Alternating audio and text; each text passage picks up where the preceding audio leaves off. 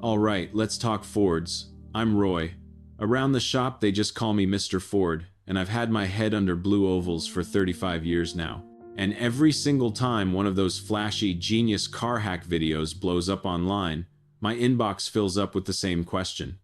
Roy, is any of this actually real, or is it going to wreck my truck? So let's settle it. Because here's the honest truth, and I'll say it right up front. Most of what goes viral out there is nonsense. Somebody films a trick that looks clever in 10 seconds, a million people share it, and half of it will cost you money or damage down the road. But not all of it.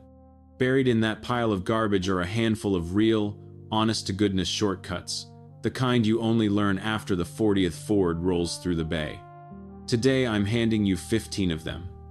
Everyone is real, everyone is cheap, and everyone works on the Ford sitting in your driveway right now.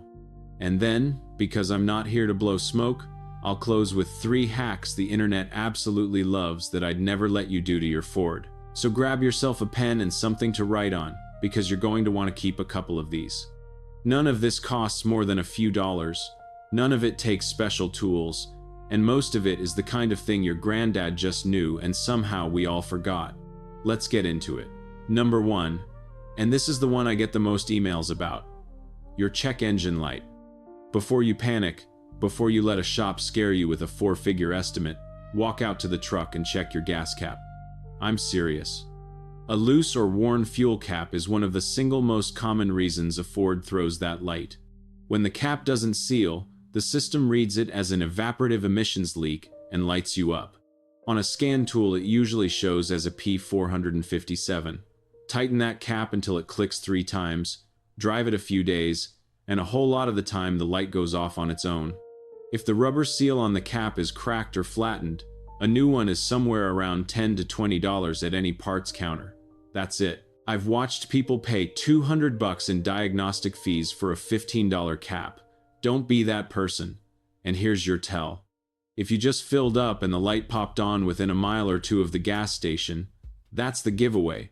Because the system runs that leak check right after a fill-up. A cap you didn't click all the way tight is the first suspect every single time. Easy check, big payoff. Now, before I keep going, if you're finding this useful already, do me a favor and keep that pen handy, because a couple of these coming up have saved Ford owners real money, and I don't want you scrambling to rewind. Alright, number 2. Battery corrosion. You pop the hood and there's that crusty blue-green fuzz built up on the terminals. That gunk is acid, and it's the reason more Fords leave folks stranded in a parking lot than half the electrical parts in the truck combined. A bad connection right there acts just like a dead battery. Here's the fix, and it costs about $1. Make a paste out of plain baking soda and a little water. Baking soda is a mild base, so when it touches that acidic corrosion, it neutralizes it. You'll see it fizz right up. Brush it off with an old toothbrush, rinse it with a little clean water, dry it completely, and then, this is the part folks skip. Put a little dielectric grease or one of those cheap felt anti-corrosion washers on the connection to seal out the moisture so it doesn't come right back. 15 minutes, a Saturday morning job, and it's the difference between your Ford starting on a cold morning and it not. And let me be fair about it. If your terminals are clean and bright, leave them be. You don't need to go hunting for trouble. But if your Ford cranks slow and then just clicks at you on a cold morning, and somebody already told you the battery itself tests fine, 9 times out of 10 it's that corroded connection, not the battery. A parts store will happily sell you a $200 battery you never needed. Clean the connection first. Number 3, your key fob.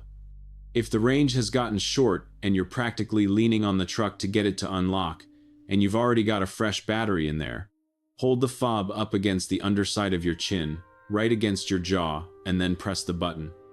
I know how that sounds. But your head is mostly water, and it acts like an antenna, and it genuinely extends the fob's range by a good bit. It's real physics, not a parlor trick. Costs you nothing, works on every Ford fob I've ever handled, and it'll get you into the truck across a full parking lot when you're loaded down with groceries. Number 4 is for anybody who parks outside in the winter. The night before an ice storm, slip a plastic sandwich bag or a grocery sack over each side mirror and snug it with a rubber band, and lift your wiper arms up off the glass, or throw an old sock over each blade. Morning comes, you peel the bags off, drop the wipers, and you're driving while your neighbor's still out there hacking at frozen mirrors with a credit card and tearing up his wiper rubber doing it. Costs nothing. Saves your blades in 10 cold minutes. Number 5. 2 quick ones for the garage. Take a foam pool noodle, slice it down the side, and stick it along the wall right where your door swings open. No more dinging the paint when you climb out in a tight garage. And hang a tennis ball on a string from the ceiling so it just touches your windshield when you're pulled in far enough. Now you know exactly where to stop every time and quit nudging the workbench. Dollar store fixes, and they protect a truck that costs you a lot more than $1. Number 6. Stop reaching for the wrong can on your door seals. Those rubber weather strips around your doors are what keep the wind and water out and your cabin quiet, and in the cold they'll freeze your door shut. Don't spray them with the oily stuff. Get yourself a can of silicone spray, wipe the seals down a couple times a year, and 2 things happen. Your doors quit freezing shut, and that rubber stays soft and lasts years longer instead of drying out and cracking. Silicone is safe on rubber, and that's the whole key. The oily stuff is petroleum-based, and petroleum makes rubber swell and rot over time, so the very can folks reach for to kill a squeak is quietly destroying the seal it touches. Silicone doesn't do that. Hold that thought, because it matters again at the end of this list. Number 7. Your tires, and you don't need a gauge for the first check. Take a penny, turn Lincoln upside down, and stick his head into the tread groove. If you can see the top of his head, your tread's down to the wire and it's time to shop. Want a little earlier warning?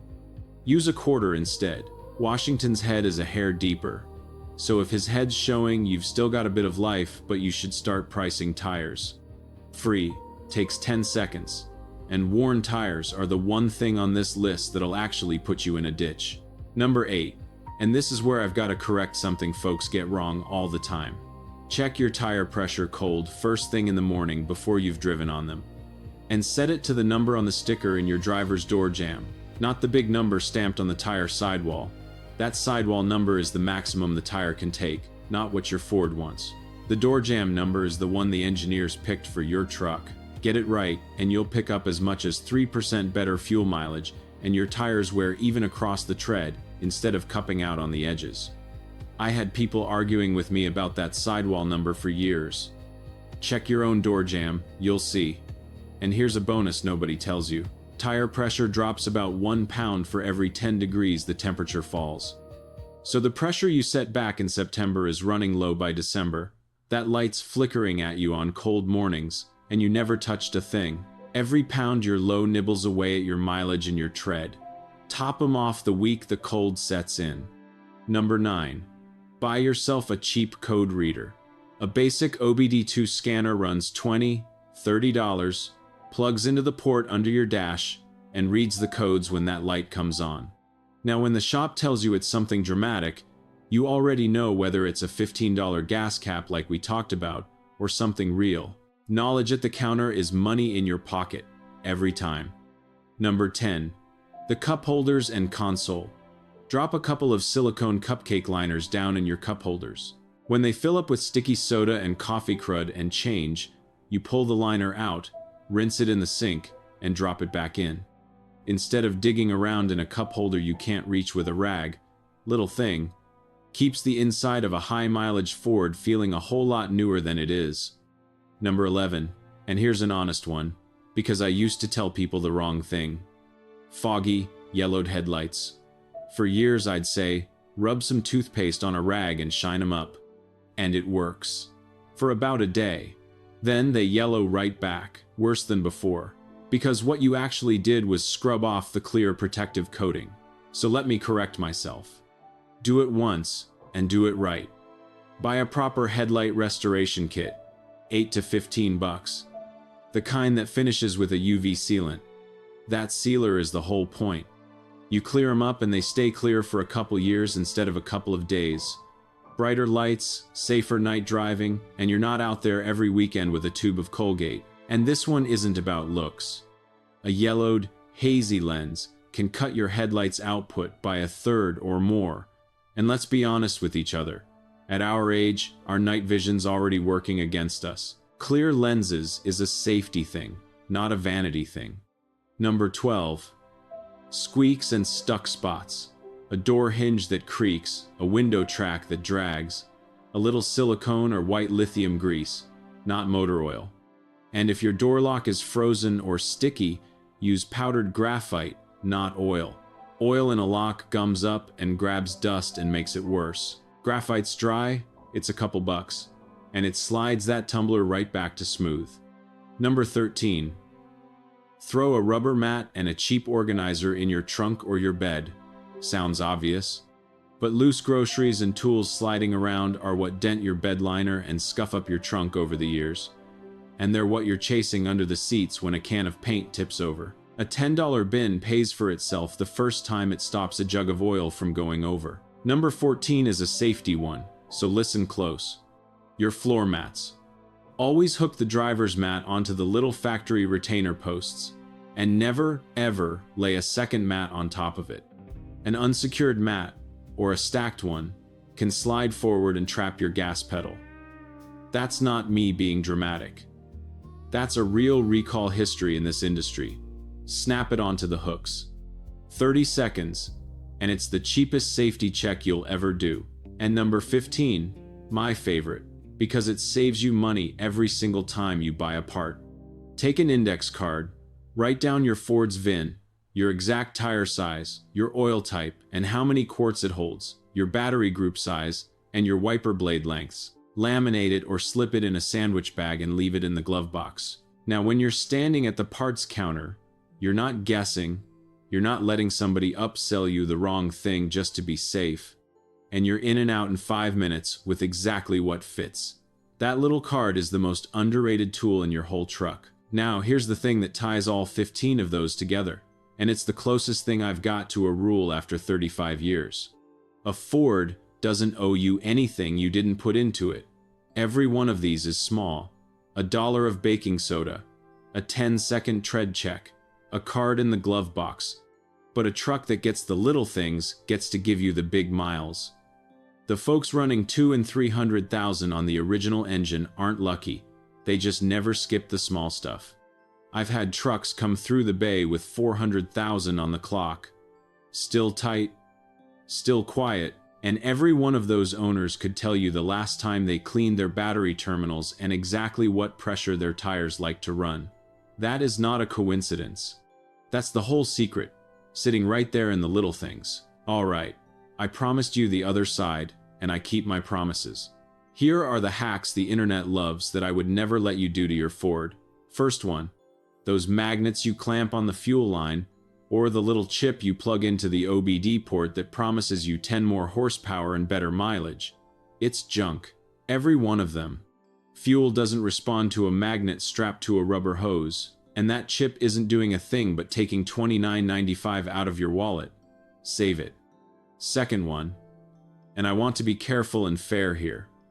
Acetone or mothballs in the gas tank, or pouring premium into a truck that only asks for regular to boost power. The acetone can attack your fuel system seals, and here's the honest fact. Unless your Ford's manual specifically calls for premium, higher octane buys you nothing. The Federal Trade Commission says it flat out. Now, if you've got an EcoBoost that's turbocharged and you're towing heavy in the heat, premium can help that engine some. But for the everyday V8 or the regular grade Ford, that expensive gas is just money out the exhaust pipe. And the third one, overinflating your tires way past the door sticker because somebody told you it saves gas. You'll gain a hair of mileage and lose your grip, your ride, and your even tread wear, and you're riding on a harder, more brittle tire. Not worth it. Set it to the door jamb and leave it. And one more I hear constantly. Coasting downhill, in neutral, to save a little gas. Don't do it. On every modern fuel-injected Ford, when you're rolling along in gear with your foot off the pedal, the computer already shuts the fuel to the injectors right off. That's your free coasting, zero gas burned. Slip it into neutral, and now the engine has to sip fuel just to keep idling. So you actually burn more, not less. And you've thrown away your engine braking on that grade, which is exactly how folks cook their brakes and get themselves in trouble on a long hill. Leave it in gear. The truck's already doing the smart thing for you. So there's your 15 that work and the 3 that don't. If you want to keep the good ones, this is the part where you take a picture of the screen. The gas cap check, the baking soda battery fix, the silicone on your seals, the penny tread test, and that little card in the glove box. Those 5 alone will save the average Ford owner more than any gadget you can buy. Now I want to hear from you. What's your Ford? How many miles is on it? And what's the best cheap trick that's kept it alive? And if you've got one I didn't mention, drop it below. I read every comment, and half of what I know I learned from owners just like you. The comments are open, the good and the ugly. Look after your blue oval, and it'll look after you. I'm Roy, I'll see you in the next one.